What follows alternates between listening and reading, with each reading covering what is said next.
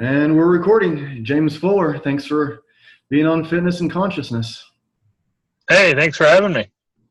So I found out about you through, I guess, Facebook friends, and you're you're always doing a lot of like old style techniques with the barbells and dumbbells.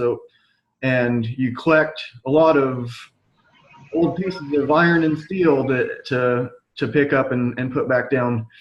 And so what got you into this old style of strength training, and what led to this kind of obsession with all these cool old like plates and bars? And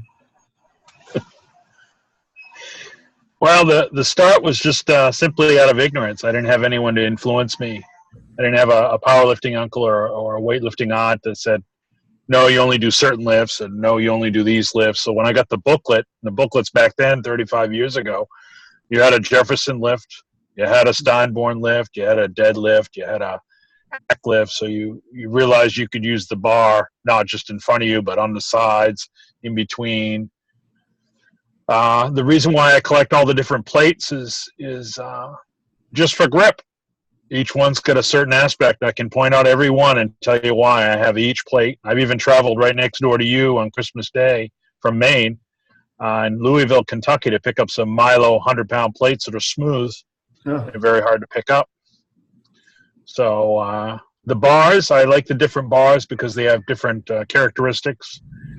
I have an older bar that's the same bar that John Davis used, the same model, when he became the first man to clean and jerk 400 in a meet. And I wanted to know, what was that bar like? Well, it's shorter.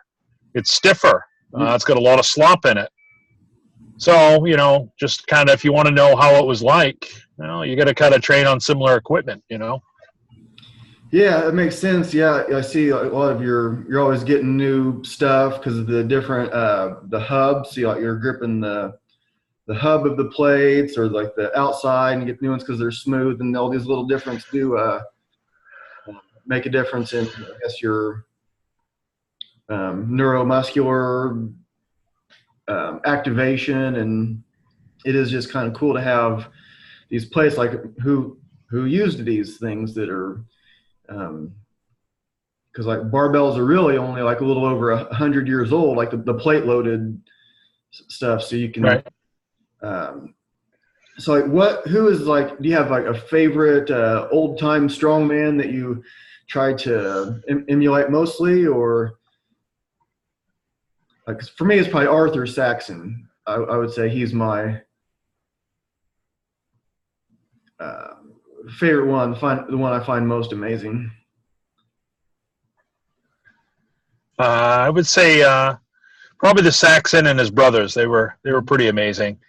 And they were often tested for their validity, and they always came out. Actually, the weights weighed more than they said. So if they weighed 300 pounds, it often weighed 315. They were very good about making sure that they were true about what they were doing on stage.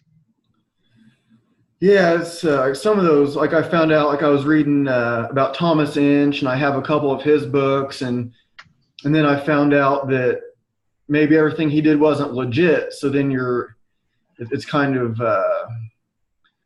hard to know what to trust from back then, but it seemed like Saxon was legit, like verified by other strongmen. I guess that's how they verified it, because you have another, if I'm kind of like your competition and we're both going after bent press, and I can say, yeah, actually he beat me by 20 pounds. That was legit.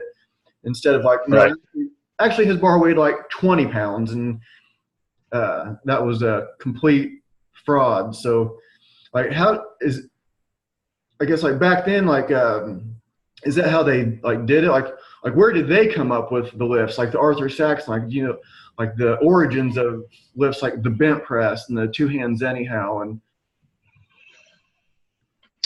well, I think it was all overhead lifting back then. Bench pressing wasn't invented yet. Bench pressing came from wrestlers which Arthur Saxon was a world championship wrestler, and he did an early version of the bench press on the floor. But everyone was into overhead lifting, and so they just did variations. Instead of saying, okay, you can't strict press it, but can you lean away and still get the weight to arm's length? Mm-hmm. All right, now, because you weren't allowed to bend the legs, okay, just go ahead, bend the legs, do whatever you got to do. And that's what a bent press is, getting the weight over your head any way you can. And pretty much you can push press a lot, you can jerk a lot, but bent press is the absolute best way to get a heavy weight overhead, The only thing that's going to prevent you from bent pressing probably is if you got a big gut. That tends to be getting in the way. But, yeah, it's pretty ridiculous how much weight some of these guys, 300 pounds or more overhead. Yeah, and why do you think that, like, Saxon's record for the – because he still has the record, right, for the two hands anyhow and the bent press? Has anybody – I believe so, yes. And, like, why do you think that is, besides it's an enormously heavy weight? Because it's officially, like, what, 372 for the bent press? But maybe he did like 386, maybe he did 407 or. Right. Well, he had, in practice, he and his brothers, one brother only weighed about 165 and the other one weighed 175. Arthur weighed about 205. And they had a practice barbell that weighed 409, and they would regularly get that to arm's length. They just couldn't stand up with it. Mm. So, but definitely 370s, 380s was definitely doable by Arthur. Yeah. And do you think that there's just not – it seems like there's quite a few people that are practicing it now. I mean, do you think – like, why aren't, like, the big guys – because he was bigger than me. I weigh, like, 165. But I would think that, like, one of these, like, monsters that are 300-plus – you got, like, Brian Shaw, which is, like, 400 pounds or whatever he is, and right. Why can't they do that? Do you have you? Well, they could. It'd have to be popular again. It used to be popular. They didn't ask how much do you bench press. They asked how much did you bent press. Mm-hmm. That used to be the question, and it was common for people to bent press their body weight. So if you go and you take an exercise that used to be popular and people used to lift heavy on it, and over 100 years later, it's kind of a curiosity, and you might do it with a few pounds, but no one realizes the power potential of it. Mm-hmm. Like there's a CrossFitter, her name's Brooke Entz, and she is having trouble at the regionals because there's a walk of handstands up the stairs, and she had subluxated her shoulder, and she's got a torn labrum. To my way of thinking, what used to be called the one-arm get-up, they now call the Turkish get-up, but it was originally called the one-arm get-up. And I think the two-hand anyhow, along with the bent press, would be three things that really could teach her to keep her shoulder under tension, under load. And especially with the two-hand anyhow, because you got two different weights in your hand. And it's kind of like when you're walking, you got a lot of pressure on one, you take the pressure off another, getting that time under tension, But she doesn't know that because it's not a common thing. They're thought of as trick lifts. And if you want to show me the trick to lifting 400 pounds to arm's length or 300 pounds, 200, I'll take 200. You show me the trick of lifting 200 pounds overhead, one arm, I will gladly learn that magic trick, and I'll be like a true magician. I won't share the secret. I'll keep it. It's hard work, and it requires a lot of flexibility. And that's the two things, mobility. People don't want to be flexible. They say they do, but they don't. Yeah, it is. So I think it's not popular. It's not popular, and I don't think people realize the potential of it. Like if this CrossFitter I mentioned, if she knew, hey, there's these great old-time lifts that would make my shoulders, it wouldn't heal my labrum, but if it would teach my shoulders to be under tension for a long time, it would tighten up that shoulder joint the way I want it to be tightened up and developed. Yeah, I should do that. But she doesn't have that option because that knowledge has been lost and it's not popular anymore. Yeah, I guess it's kind of like funny the different worlds of strength training. So like the CrossFitters may not be so familiar with like the bent press, but if you're, I guess I learned about it through, I guess besides like seeing like the old pictures, because I was into like strength training from the time I was like 7 years old and looking at like all Arnold magazines, Muscle or Fitness, or like all those kind of bodybuilding magazines before I understood that they're all, you know, getting on steroids and that kind of stuff. I didn't understand it at the time, but I thought that's what I wanted to look like, and because I just didn't Right. know better. But so maybe like I see like these old pictures of like kettlebells and stuff, but it came into like more into my consciousness when I got the Russian Kettlebell Challenge book, which was about like maybe like 10 years ago, somewhere around in there. And so then I see him, and Paul's talking about all the old time lifters, Sandow and Saxon. So I just got obsessed with it. And I was using barbells and kettlebells and dumbbells and everything. I'd never had a kettlebell, and I got that book, and I found one at the used sporting goods store and bought it, a 24 kilogram, and it just like blew my mind, this like unlocking the power of a kettlebell, where I had no idea. It was just like this serendipity or whatever it was. I'd never seen one before. I'd been to that sporting goods store before, but maybe I just couldn't like see it until I was ready or something, whatever. Yeah, you're ready when you're ready. Yes. Mm-hmm. Yes. That's very big. Yeah. Yes. So I've done like, I guess over 100 with the bent press, and I weigh like 165, and I haven't put like real consistent. I've done it like more like off and on over the years, but just to imagine like what those guys were lifting, like closing in on 400 pounds with like double their body weight with one arm is just amazing. And his wrist was extended, and I think when he was doing it, he even had like kettlebells tied to the end, so it was like swinging back and forth. And if I'm could be. I mean, he did a lot of crazy stuff with kettlebells. Herman Goyner was he swinging a 110-pound kettlebell? 110 kilo kettlebell, I mean. Yeah.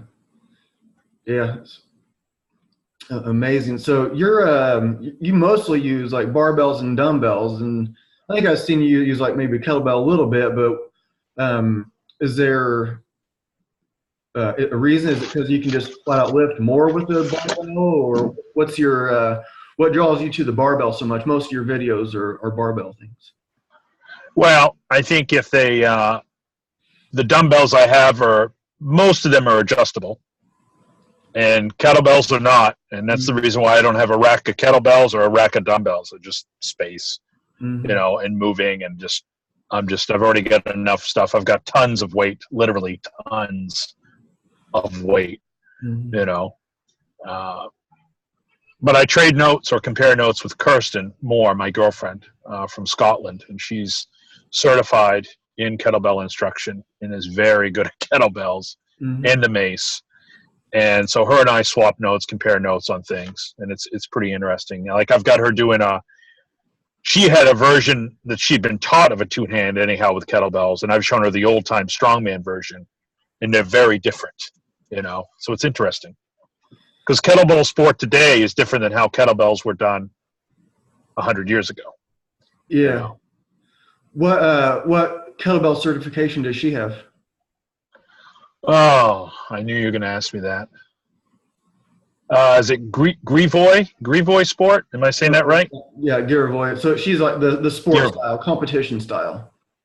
She's done that, and I almost want to think she's done a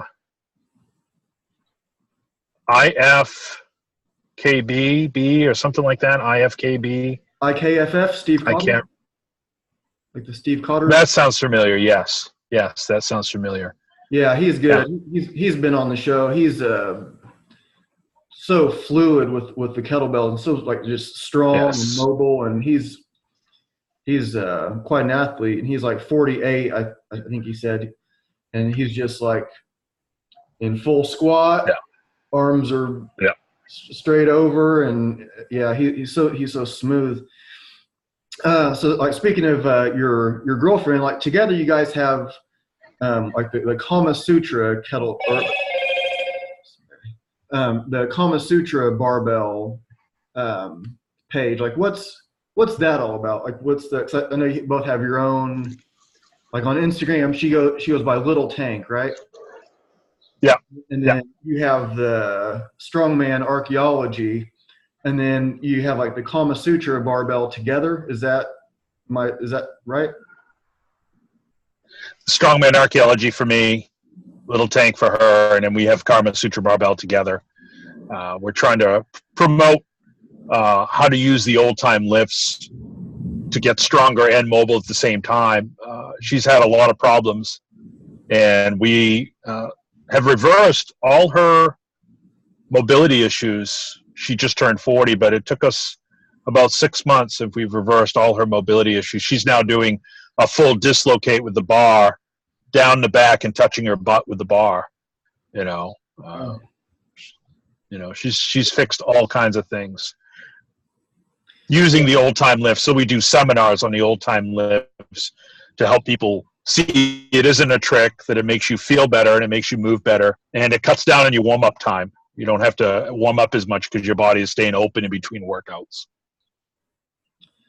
Yeah, that's an interesting thing too, because the girl that I'm seeing, she teaches yoga, and she was talking about how like she might go to like someone else's class, and like she's really really good, but she's talking about like Warrior Two, and she talks about how like if she goes, like she went to some other class, and they said or they went into like Warrior Two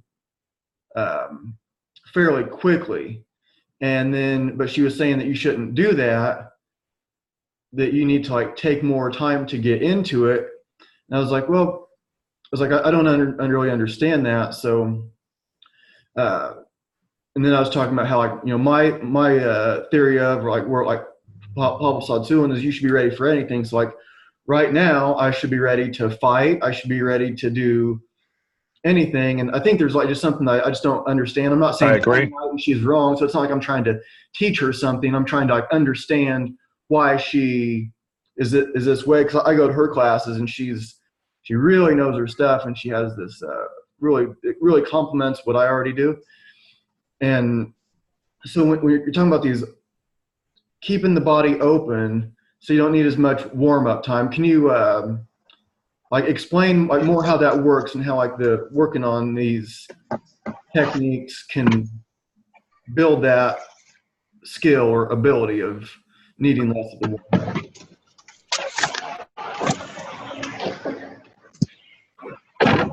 Explaining to you how it works. Yeah. Yeah, so like how does doing these old techniques keep you from needing to warm up as much?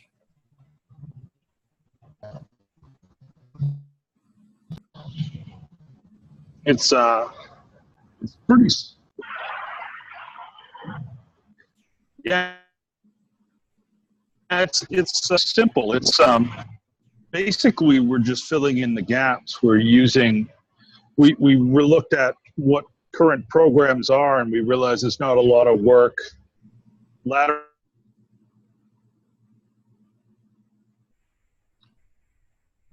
Your audio cut out. With Your audio cut out. Can you repeat like the last, like you said it was it's simple, and then you said I didn't hear what you said after that.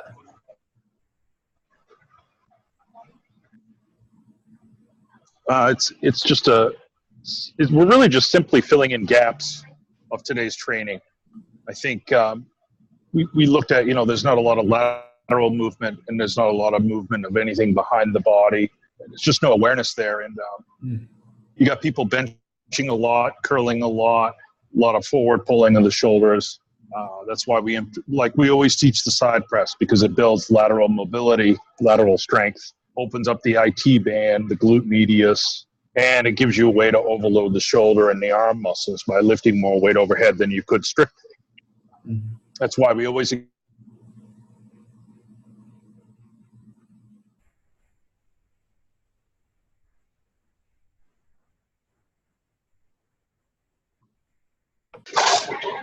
Okay, go back on. So you were talking about opening up like there's not awareness in the back body. There's a lot of like forward pulling and do you mean like and then the awareness of the back body? So if you could just continue your thought from there. Well, yeah, we both kind of grew up in bodybuilding, so to speak, and understanding symmetrical development. And whatever you want to push, you want to pull. You want to make sure the joint tries to stay developed. And what we're doing is we're just helping people balance the joint out. I think as you get older, like Kirsten's a great example. She was having her warm-ups were now taking half an hour before she could work out. Wow. Because it took that long for her body to warm up. And the problem is, if you have to warm up to work out, our opinion is then your workout is wrong. Because your workout should keep your body strong and open at the same time. Your body shouldn't be closing up. You shouldn't be getting stiff. You should be staying pliable and strong. You know, if a tree doesn't bend with the wind, it breaks. Mm-hmm. So we have to be able to resist the wind. We have the strength to resist the wind and the strength to bounce back from the wind. You know, we have to have that kind of strength, you know. And so we found that if we took certain movements that opened her body up, the weight does the work. The weight pushes you down into position. You do your reps, and as you do the reps, you're sending a signal to the body, stay open. I want this to be your new resting length. And you'll find that maybe 10 kilograms is enough on your side press. She might find that she needs 20 kilograms on her side presses. That's a strong enough signal for the rest of the strength of her body or that joint that we're trying to keep open. So she's going to get stronger over time, but she may find she needs 30 kilograms or 25 kilograms on her side press. So she has to realize that as she gets stronger, her corrective work has to get a little stronger to keep in step with that. But it's really simple. It's really not rocket science. It's just offsetting the work we do that pulls you one way, doing other work that pulls you back the other way. And so now, like even the mace is amazing because she can go in and step in, and within a few swings, she's already in better position and mobility than she ever was. When she was doing mace only. She was exclusively doing mace. And it's because we've sent the right signals to her body to open up in the places they needed to open up. Yeah, so your warm up is more like are you doing like head circles and arm circles and stuff, or is it mostly like you're going into, if today's a squat day, I'm going to go and I'm going to squat out. I'm going to start squatting 50 pounds, and then 100, 200, whatever it goes to. Or are you doing unweighted warm-ups also? Usually, like what we'll do is if we're going to go heavy on squats, we'll start with the arthur lift to get the bar up the back, even if it's just the bar. But that movement up the back is also, when you pop it up the back like that, that's a couple of good mornings you're doing already by popping the bar up the back. They're explosive good mornings. And then you get the bar to the back, your shoulders are getting warmed up. You add weight, you add more weight, you arthur lift it again. It goes right up the back. Maybe you get up to 80%, 85%, probably 80%. Probably 80% of your work weight. And then when it's time for your work weight, then you go to the rack. And by that point, your shoulders are warmed up, the body's warmed up. So your warm-ups and your mobility are one and the same. You kind of earn the weight that's on your back, so to speak. Yeah. That's an example of how we do it. Yeah, that's kind of what I end up doing a lot now. So I have like this mobility thing where I would go like from head to toe, from just like head circles, and like moving my head all the different ways, and then shoulder circles, and twisting, and like look from like head to toe with that without weight, and then start getting into it. But sometimes I'll just get right into the lifting and just kind of like if I'm doing like kettlebell swings or something like that, I'll just do like a few and then build up, and then like after a few like warm up sets, then I'll go into my regular set. But I find that I can just almost skip that, and I can pretty much keep my mobility. And then when I go to like yoga class or something, of course, if I can like start out pretty mobile, and then if I'm just doing that for an hour, then I'm going to be more mobile after. I'm going to have but I can still just go into those ranges Sure.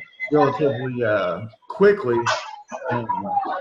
Do you think that's because of like the weight? Because it like tells the body that, yeah, I'm safe here, I'm strong here. This is cool. I can be in this weird position of like you're talking about the side press, like windmill. So you're that's a weird position for some people, but you're developing like hip flexibility or mobility, range of motion, and then so if I'm doing something without weight, my body already knows that I'm cool here. I'm not going to get injured. So is that like the same kind of this? What you're talking about, like your body is prepared for that. Yeah. All the time. We don't want to. Yeah, we don't want to train to just be awesome in the gym. We want to train to be awesome all the time. Mm-hmm. Like I can drop into a split whenever I want. I'll be 47 in November. Wow. I weigh 270 pounds, and I can drop into a side split or a front back split whenever I want. I've done it at the gym when I'm in Scotland a bunch of times, not to show off, but just to make the point of I'm ready to be flexible. When I did the Van Dam lift in the meet, you know, with a leg up on each bench, and I picked up a 150-pound dumbbell. I hadn't trained for it. That was turned 43, 42. It was earlier the month of my birthday, and but anyways, I hadn't trained for it. But that's my everyday walking around strength and mobility, and it's not by accident. You just use the weight to tell your body to stay open and balance out your training. That's all. Yeah, that's amazing. If people didn't catch on to what the Van Dam lift is, you're in a suspended split, one leg on each bench. So you could rip a lot of stuff if that was wrong. And you lifted 150 like that. That's a lot. I've never tried that. That's a heavy weight. Have you seen the video? I think I did see your video. I do remember that. Okay. Yeah, I do remember that. And so, like, you're going to these meets, and these meets are for like these kind of odd techniques. Correct. Like, what are they? Like, what are they called? Where do you find these places to compete? It's called All Around Lifting, and in the United States, you go to the United States All Around Weightlifting Association, USAWA. They're on that. And I've also competed in the international meets, which is affiliated. It's the International All Around Weightlifting Association. They can test about 250 to 300 different lifts. Yeah, that's really cool. What are the lifts that they compete in? And then how do they judge? Is it like a total over these like 8 techniques or something like that? Total poundage or? Yeah, it's usually total poundage. Usually, yeah. But there's one-hand deadlifts. There's a one-hand snatch. There's a Steinborn lift, which is tipping the bar up onto your back and then squatting it, which is how Henry Steinborn did it back in the 20s when he first came over here from Germany. He wound up getting the body weight of 13. He squatted 550 for a sub 5. Back in 1928. 210. So 2.5 times body weight for 5, tipped onto his back. It's pretty good. Yeah, that's a lot. That's an awkward one. I've played around with that one a little bit, but not a whole lot.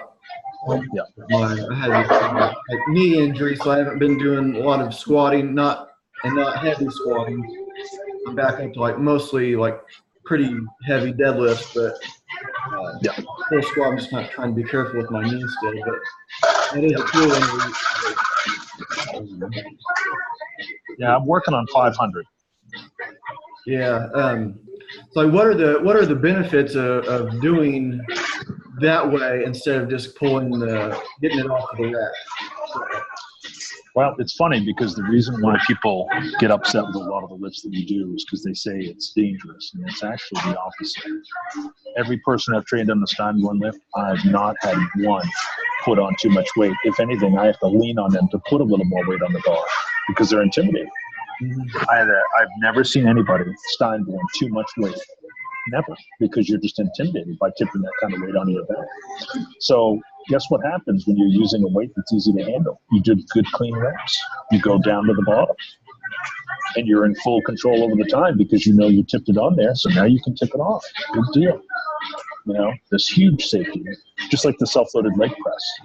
I hold the all-time world record on that, and it's a weight I can leg press 20 times.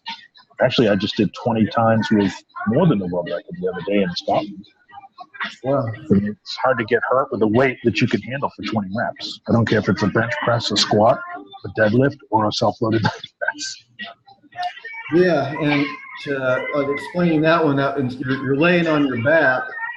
Correct. And you get the weight up on the bottom of the barbell on the bottom of your feet and press it up. Right. But you're limited by the strength of your upper body, and that's the catch. There's no way you're going to attach your lower body. Yeah, that one looks really. And you've never had the bar just fall towards you, or like this? No, it sinks right into the shoes. Yeah. I mean, you know, if you use just the bar, yeah, it's going to roll around. But once you put a plate on each side, like a 45 or a 20 kilogram plate on each side, it sinks right in behind just below the ball of the foot towards the heel. And I wear Chucks, and she was trying the Vibrams for a while, and Kirsten realized she needed the Chucks because the Vibrams had too much give. So the bar would slip because the shoe would give. But once she started wearing Chucks, it just sinks right into the sole of the shoe, and you're fine. Yeah, it looks really cool because it seems like it would roll off really easy, but it looks. No. Yeah, I haven't tried that one. It looks really cool though. And we teach that in our seminars too, and everyone has tried it. They realize once you get enough weight on there, it just sinks right in, and you're fine. You know. Yeah. And what does your programming look like? Do you just kind of do you just kind of like pick? Okay, I want to get better at the Zercher squat, so I'm gonna plug this into my training. Or how do you program your training? Or do you more intuitive every day? Or programming look like? Well, of course, it always depends if I'm getting ready for a meet. I'm getting back into competitive weightlifting, so I'm working on snatches and clean and jerks, and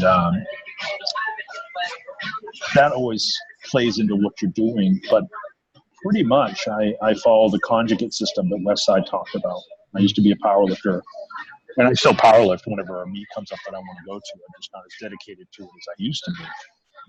But the idea is that I'll do a hack lift for a couple weeks, then I'll go to maybe a Zercher for a couple weeks, and then I'll go to a Jefferson lift for a couple weeks, and then I'll go to a sumo for a couple weeks, and I just keep rotating these different poles every 2 weeks. And every time I come back to one I haven't been to in a while, I'm stronger because all the other ones have filled in the gaps. Because I can keep working traditional deadlifts, and guess where I'm going to fail every time? The exact same weak spot. Well, maybe if I did it a different pull for 2 weeks and then a different one, and you get 3 or 4 that you can rotate in. I think I've got 5 other different pulls I rotate in before I get back to regular deadlifts. And I don't develop this mental block of always going in and always getting to get my deadlift to be better every time. That gets old quick. I've been doing this over 30 years. When you're younger, I think you can do that, but yeah, it's nice to go in and you pull 600 on a Jefferson and you pull 635 on a hack. It keeps feeding. Each one helps the other one. You know what I mean? Mm-hmm. So I just cycle different lifts in every couple of weeks. So it's a type of squat, a type of pull, and some type of pressing and some type of pulling for the upper body that I try to rotate. It's really that simple. It's basically, 4 workouts that I'm trying to rotate every couple of weeks. Yeah, the West Side, they have, it's like there's this, if you're going to be a power lifter, then you work on the 3 things. And if you're doing like deadlifts, like leg curls, those are for like the personal trainers at LA Fitness or something like that. The hardcore guys don't do leg curls. And then they're going to like accessory exercises. And then you start learning about Louis Simmons and West Side, and you're like, yeah, we're doing leg curls. Yeah. Why are you doing these? things that everybody knows don't work, but they have more world records than anything else. And Yep. it's just really, I mean, it makes sense, like the way you put it, like just like filling in these gaps, and it makes Sure. sense, but also like counting them too. That if someone just get good at playing guitar, then I don't know how much like playing piano is going to really help me. Maybe it'll, but maybe it will. But they're like, why does leg curl help you with your deadlift? That system of and working on the gaps is really, I guess it's just super effective. It makes more sense than leaving it out. And I think if I understand correctly, like a lot of times they don't even work on their competition lift until like maybe a couple of weeks from the competition or something like that. They're doing something else the whole time when their speed work is their competition lift. So when they're doing their 8 or 10 sets of 2 to 3 reps, it's on the competition lift, keeping it fast, keeping the technique clean. But the actual strength work, the heavy work, is on various variations of the competitive lifts. West Side, unlike West Side, I don't really know what the Jefferson lift and the hack lift give my deadlift, and I don't know what my deadlift and my traditional deadlift and my sumo give my hack lift. I'm not smart enough. They can they get on each other. That each guy knows what he needs to make. Do I need narrow grip inclines to make my bench go up? Do I need squats with a manta ray to make my deadlift go up? They are very good about figuring that out for themselves. I haven't figured that out. I just know the rotation seems to work. And I know that I could spend a lot of time trying to figure it out, and it just seems like wasted energy. I just have to keep in my head, well, it's not going to hurt me to know 5 different ways of pulling a heavy object off the ground.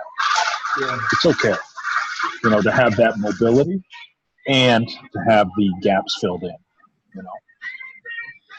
Yeah, I was watching something on them, and they were doing something like, okay, if you and I we're both like West Side, but you're able to deadlift 100 pounds more than me. Really, you can do more than that. You're a lot stronger than me. But you're able to deadlift like 100 pounds more than me. But we can our squat's the same, or this is the same. But then you get to your leg curl, leg curl, and your leg curl is a lot more than mine. Then they say, okay, well, if mine and your lifts are all the same, except it's deadlift, I want to get better at, and the leg curl, well, maybe I need to work on my leg curl more, because that's the other thing that's pointing like, that's why I'm not as, it's another way I'm not as strong as you, so if I work on this leg curl, then I'll activate or get more muscle on mine, and then that'll help me catch up to deadlift instead of just like, oh, I got to get more deadlift to try to catch up with you. Maybe it's the leg curl you need to work on. Right. If what you're doing is only getting you so far, then maybe you ought to change it around and see what happens. You got nothing to lose. We're going to train the rest of our lives anyways. It's not a 16-week program. At least I hope it's not. Yeah. It's that West Side system is just brilliant, and it's like, seems like really complicated to me, but like the way you do it makes it kind of like simple, because they're like percentages and everything is so. No, I think West Side is very simple once you understand it, and that's what I predominantly train as a raw drug-free lifter. I may have applied it differently. I used the bands and the chains differently than they did, but I wasn't wearing a suit, so I'm looking for a different result. When I use bands, I'm doing it for a different outcome than they are. When I'm using chains, I'm doing it for a bit of a different outcome than they are.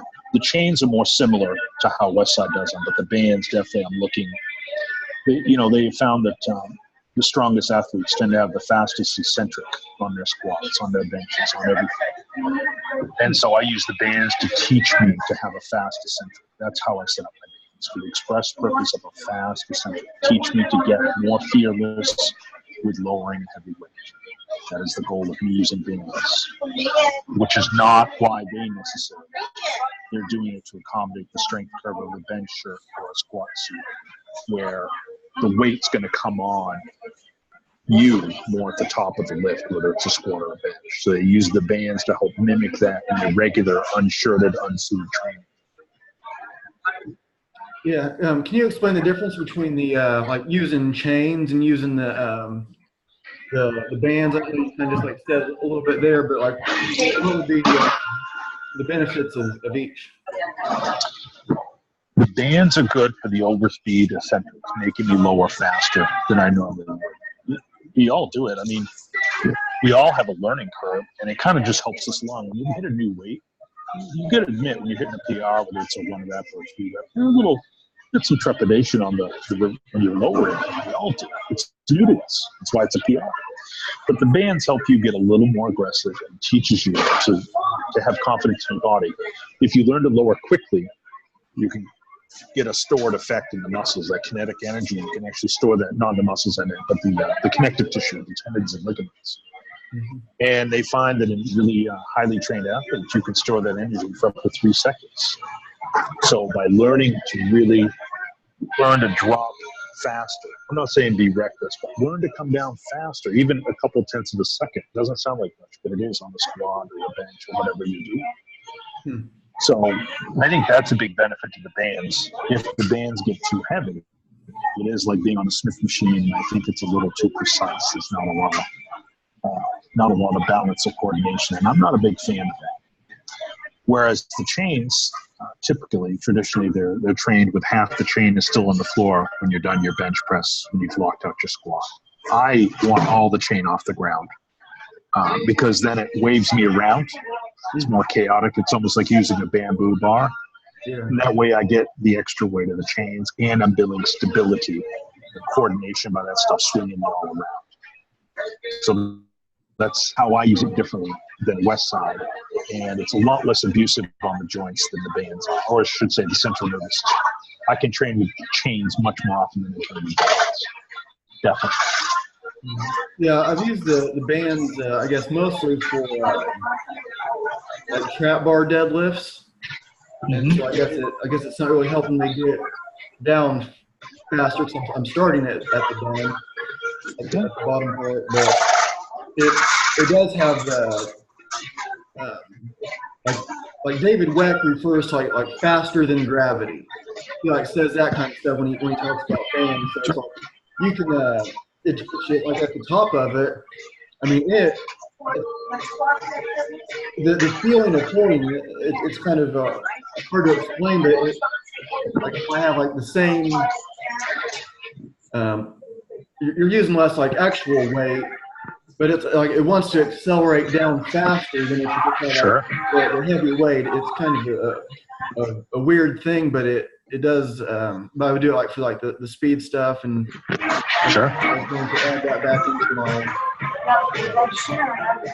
training like maybe next week is just standing on the band and I just like wrap it around like the outside and then step it. It can take me to figure out bands. It can be kind of confusing to that actual setup. Are you using them for like that way also, or like the bottom of you do like the trap bar deadlifts and doing like bands with those, or like what other techniques are you using?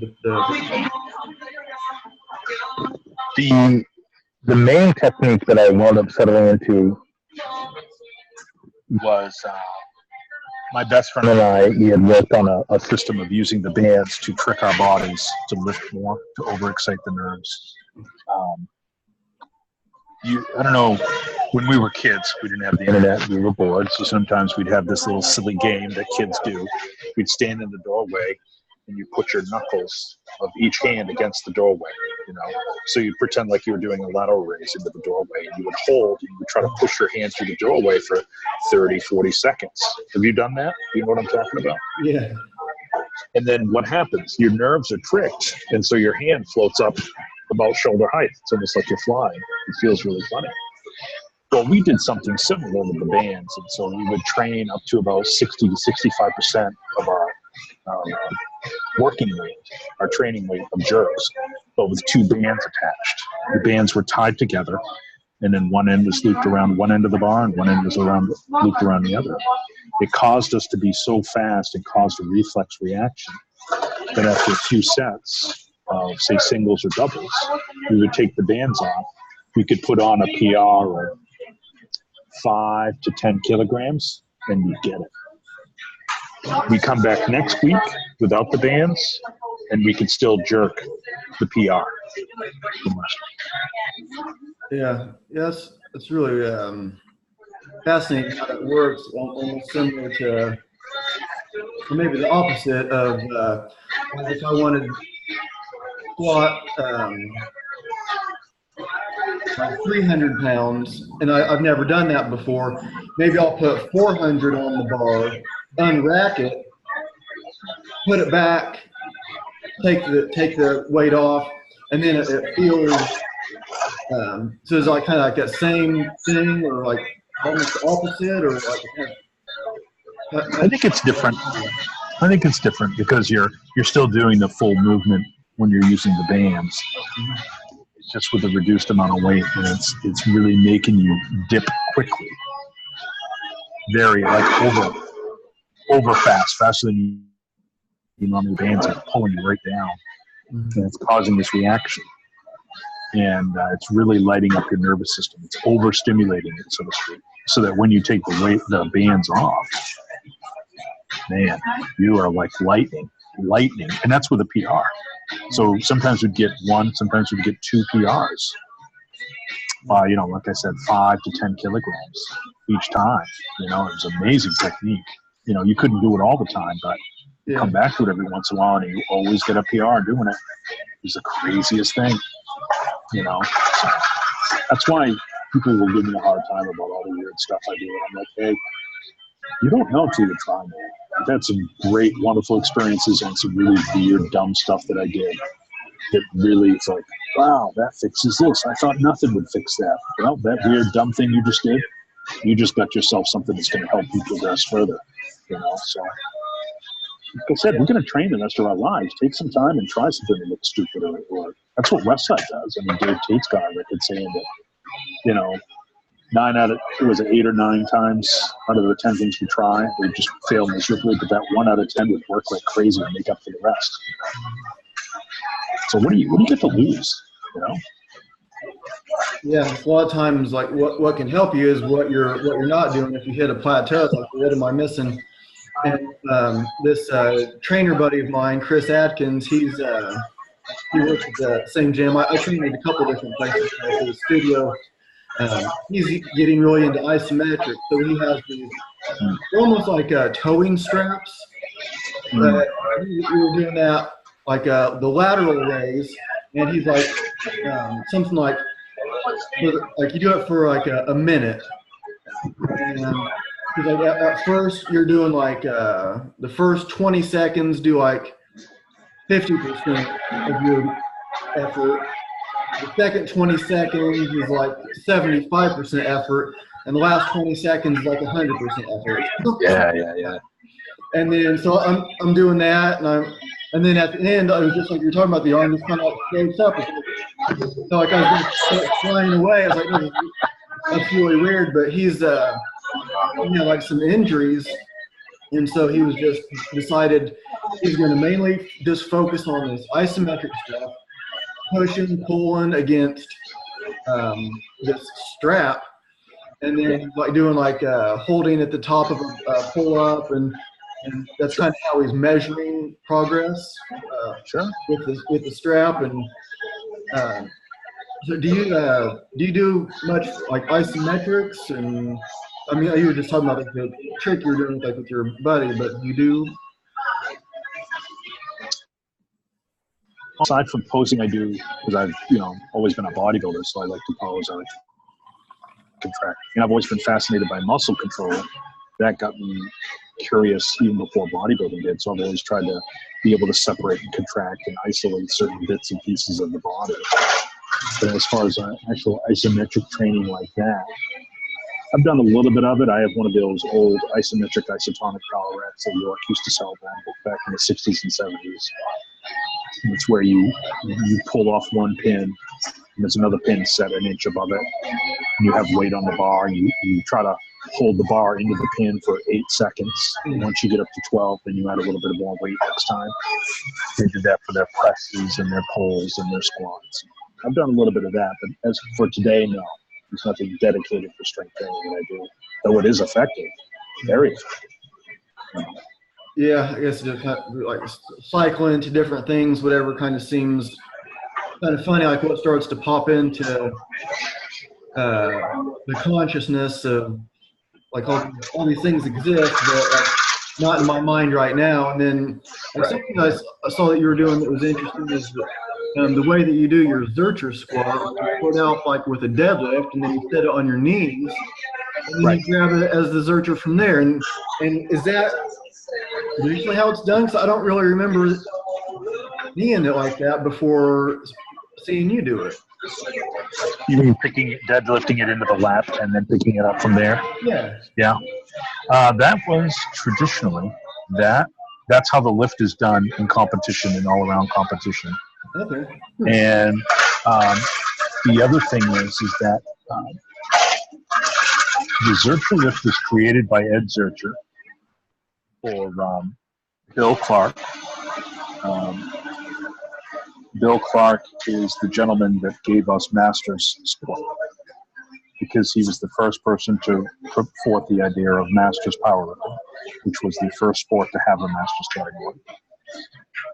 So Bob had an injured shoulder many decades ago, I think back in the 40s, and his buddy Ed Zercher knew that because his shoulder was injured, Bill couldn't do squats. And of course, back then, squats were life or death, you know.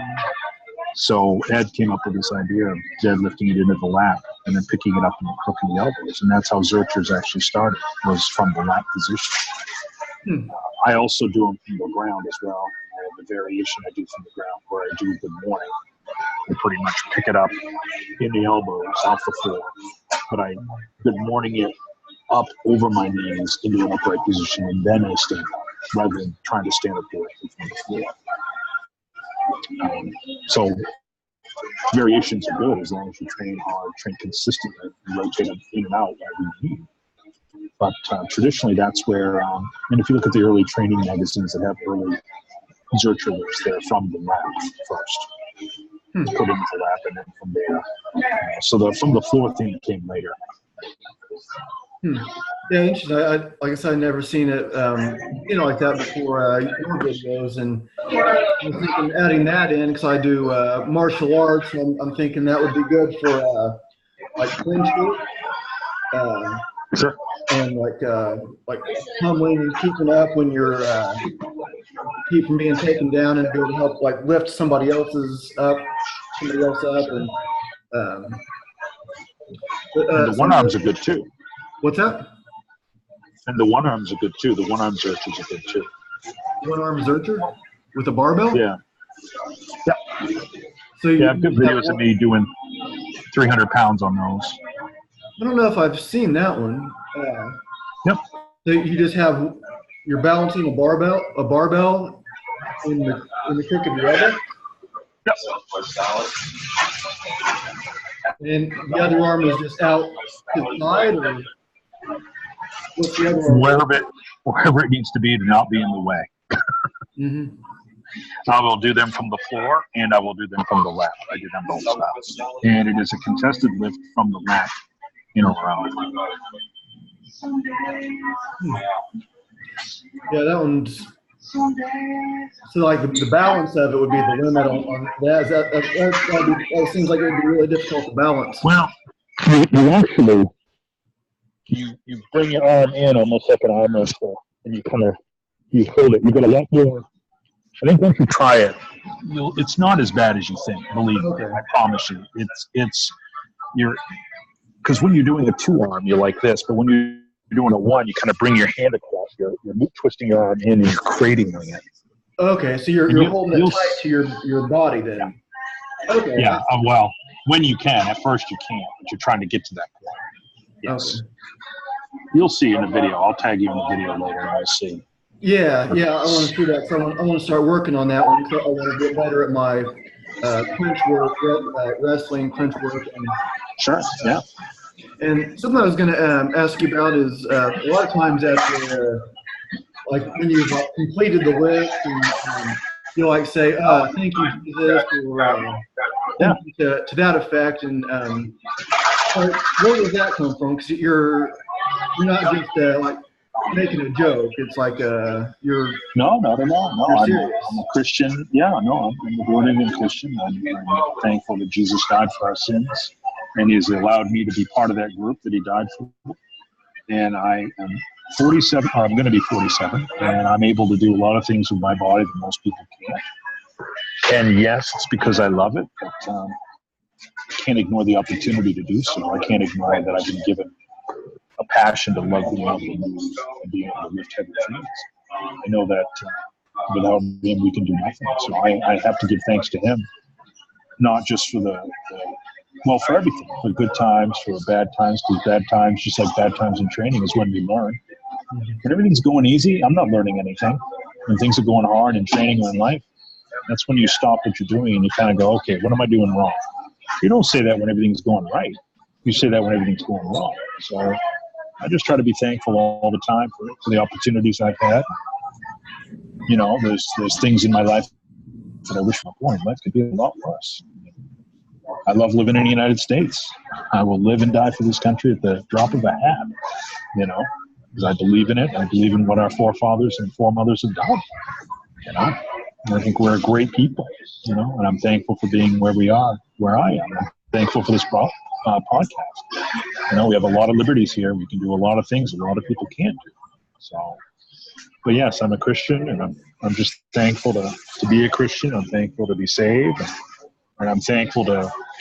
I mean, you think with all the crazy stuff I do, I'd have a whole list of injuries, but I mean, I really don't. I mean, yeah, I blew out a knee with a 930 yoke in strongman practice once, you know, and I've had a couple of dings here and there, but, you know, really I'm blessed. So yeah, when I say praise Jesus or thank the Lord or praise God or whatever, I mean it. Yeah, absolutely. I'm not going to be thankful to nothing. I'll be thankful to something. Mm-hmm. Absolutely. And whether you believe in it or not, being thankful, period, I think is a good way to approach life. Just being thankful for the things, appreciating things is not a bad motive. Yeah, it makes sense to me. I'm not a particular religion. I respect all of it, though, and I find it it's kind of fascinating where there might be like one person like, yes, I believe in Jesus. I know 100% sure I had this happen. I know it's real. And then you have somebody else who grew up as a Christian, like, yeah, actually, I realize it's all just a bunch of baloney and it's not true. Right. It's weird that you have this. This goes on at the same time. One person realizes it's true, and they know. Somebody else realizes it's just a bunch of baloney. Right. It's really weird, but like one thing you said that caught me was like being thankful for like the bad times too. And there's sure, yeah. Like this quote sometimes where you ever see like the cartoon King of the Hill? Yeah. Yeah, and you have like John Redcorn, and he's like my people have a saying when you ask the Great Spirit for strength, He sends you difficulties, which makes you strong. So it's like you can't like build the strength without this kind of pressure and stuff. So if you want to get better at squats, you can't squat more. You can't just start squatting less. You can't just start taking it easy and just like, oh, wouldn't it be nice to squat 900 pounds today? And add more difficulty. You have to, and just force skill. So you said born again Christian? Yeah. So did you like grow up as a Christian and then you got away from it and back into it, or what was that? Well, no, it doesn't mean you necessarily ever left the faith. It just means that it's a realization that we're casting away the old man, the old traditions, the old way, the non-God way, the Jesus, right? We're born again. We're a new creature, so to speak. You know, that we're now accepting Him into our lives. We've lived a point of our lives without Him. And we say that we're born again. We have a new life in Jesus, versus the old life without Jesus. So it doesn't necessarily mean, actually, it doesn't mean that at all, that you've left the faith at any one time. Just more as a rebirth of your spirit, of your spiritual journey. You're now on this journey with Jesus. So it's born again. It's a new life. You know, it's a different life. It's pretty interesting. It's pretty cool. Yeah. Do you go to church, or you just like kind of have your own thing, or? I used to go to church for many, many, many years, for over 20 years, actually, growing up in it and doing it. And I just enjoy my own life, my own Christianity. And I bump into others, and I talk to others who are also Christians. And I'm very much a loner in a lot of ways. I'm kind of surprised I actually have a girlfriend right now. I was getting to the point in my life that I'm like, I'm all set. I'm used to doing this by myself anyways. But no, I'll go to church once in a while. I'll go with my parents, and because it's the church we went to when I was growing up, and I enjoy the singing a lot. I would say the singing, because I like to sing. And I used to play an instrument in the church as well, and I used to be part of the choir. And I've always enjoyed singing, and that part is really good for me. I really enjoy that. But no, I haven't gone to regular services in a long time. Where do you live? Maine, South Gardner, Maine. Maine. Yeah, you're usually like lifting out. Looks like you live in like a pretty like wooded area. I mean, it's hard That's to Maine. videos, That's Maine. Yeah. We're still over 90% trees. Nice. Yeah, it looks like a really cool spot, and you do pretty much all your lifting outside, right? Like either in my shed or in the driveway. One or the other. Mm-hmm. Yeah, it looks like there's just big forest behind you, and there is. Yes, it's hundreds of acres. Yes. Yeah, that's really cool. So that's where you grew up and you stayed there, or? Yeah. I pretty much. Well, there's I'm not using much of my Maine accent right now, but you'd hear it said that we're pretty much buried within 100 miles of where we're born. It's probably more like 50 miles where we're born. We don't like the fact that I've got a girlfriend and I go fly to Scotland to see her is pretty crazy. That's not a typical Maine characteristic. A lot of us will not even leave our hometown our whole lives, you know what I mean? Unless it's to go serve in the military. So. How did you meet her? Because she lives in Scotland. How did that happen?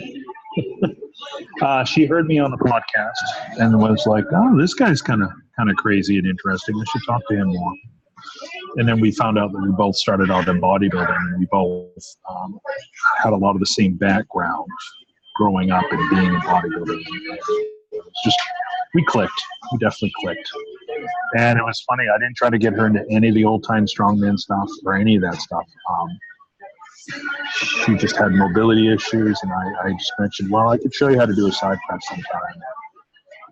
Within 2 workouts, it had reversed the problem. I remember walking with her, and I could see an ankle, but her left ankle would turn out way more than it should. It was a piriformis issue. Within 2 workouts, gone. And I didn't even tell her. I didn't even tell her she had the issue. Never mentioned it. She liked how the side presses felt. She had a hard time with it with her left side, which was the side that was tight and had the foot that turned out. We went and did it for another workout. We're walking home, gone. It had been there for a week. The week that I'd been there, it had been there a couple of workouts later, gone. Wow. So, yeah. So it was just needing to send enough of a message to the body, using enough weight and enough reps. And that's the beauty, man, the reps. Just do your reps. I tell people do 10, 20 reps. And as you warm up and you do each rep, your body gets warmer, it gets the message, and the weight pushes you down, and all of a sudden you'll drop 2 inches without even trying.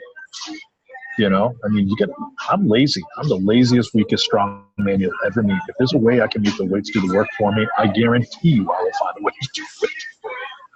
But the nice thing about the reps is everyone thinks about stretching. It's wrong. It drives me crazy how people think of stretching, because they think of, all right, I'm going to bend over and touch my toes to stretch my hamstrings. Great. You just stretch the muscle in a two-dimensional way. So the muscle's three-dimensional. You need a third-dimensional stretch. So we will set up a plate under the front of the feet to get the calves pre-stretched. We'll put a bar on your back. We'll have you do good mornings with the front of your feet on a plate. And we're going to have you do 20, 30, or 40 reps, because now not only are you stretching the muscle point A to point B, we're filling it full of blood, which is stretching it out. It's like a balloon. When you want to fill up a balloon and stretch it out, you fill up the balloon. It's the same thing with a muscle. A muscle is just like a balloon. You don't stretch it one way. You have to fill it up. And by filling it up full of blood, you're stretching out the fascial tissue. You're getting muscles unstuck from one another. You're getting scar tissue broken up, as well as doing the traditional stretching. You know, but everyone thinks stretching that way. That's really interesting. Yeah, it's just two-dimensional, and it drives me crazy because our muscles are not two-dimensional entities. They're three-dimensional.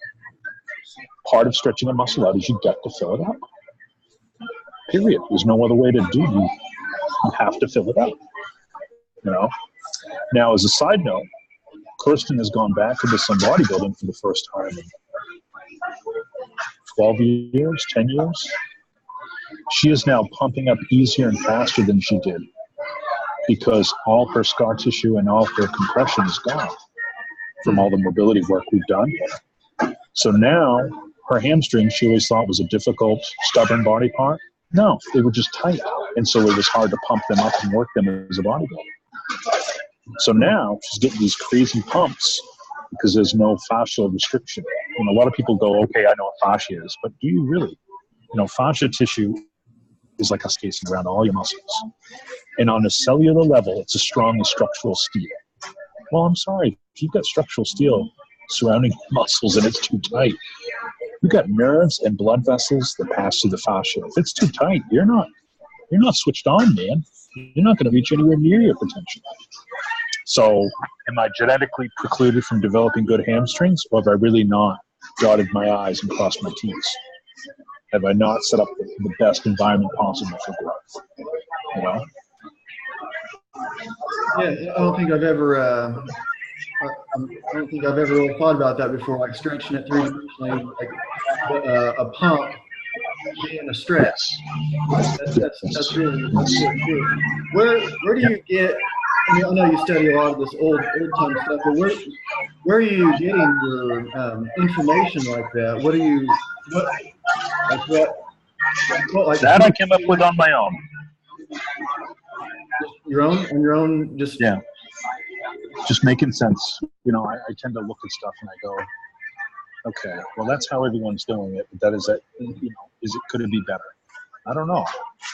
You know, and then you start fooling around, and sometimes you discover stuff by accident.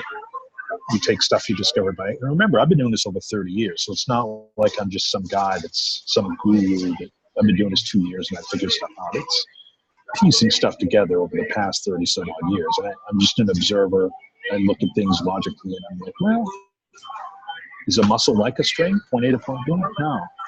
You know, I can pump a muscle. I used to be a bodybuilder. Geez, what would happen if I took a stretch position and I did 30 reps? What would happen? Wow, that's what would happen.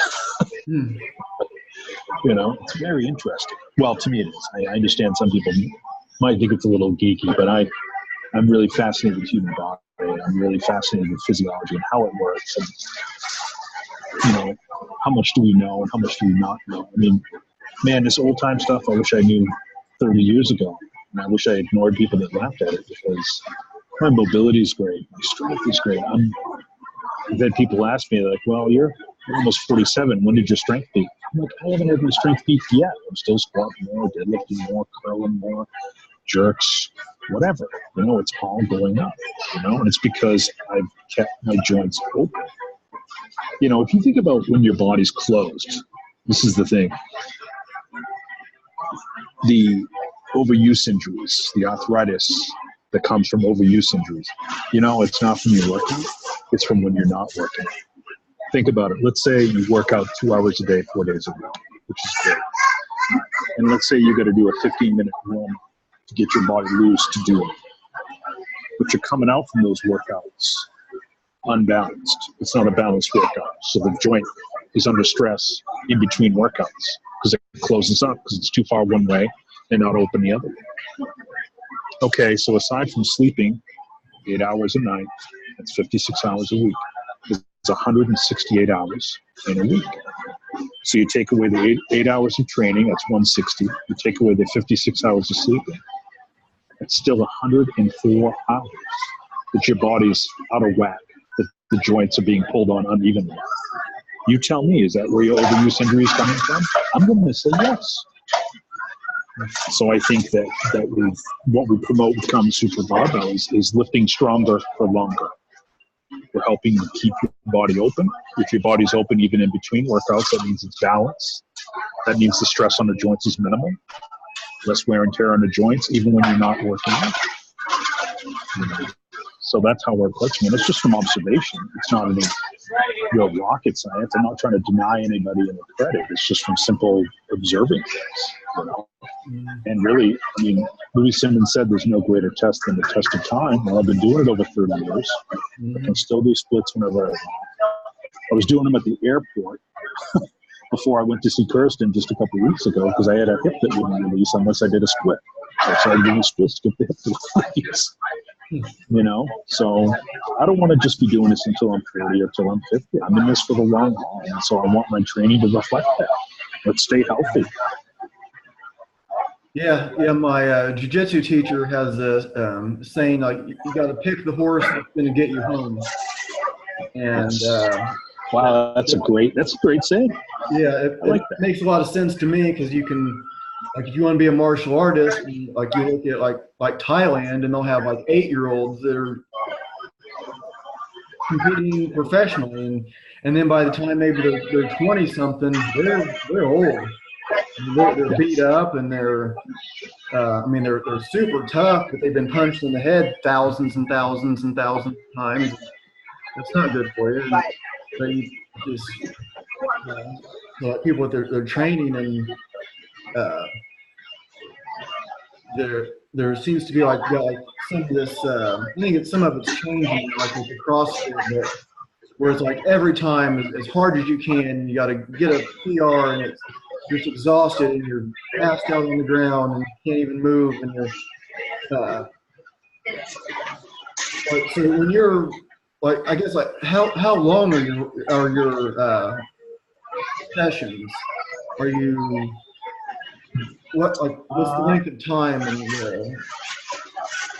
If I'm with a weightlifting group, it'll be about 2 hours. If I'm with a strongman group, so I've competed in strongman quite a bit, it'll be 3 to 4 hours.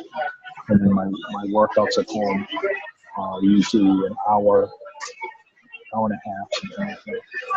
Plus, I train a lot of grip as well. Yeah, so the reason that's so long is you're doing a lot of rest time also. So if you're doing like, you might take a few minutes in between sets. If it's the weightlifting, I don't. The lighter sets, I don't. I keep the rest periods maybe a minute on the smaller sets, or I should say the less stressful sets. And then the rest increase a little bit as I get towards my big weights. Sometimes, but sometimes I get impatient. I just want to get it done and get that the sort of Damocles from being over my head, so to speak, and going after a PR. I just, let's just hurry up and get this done. Yeah.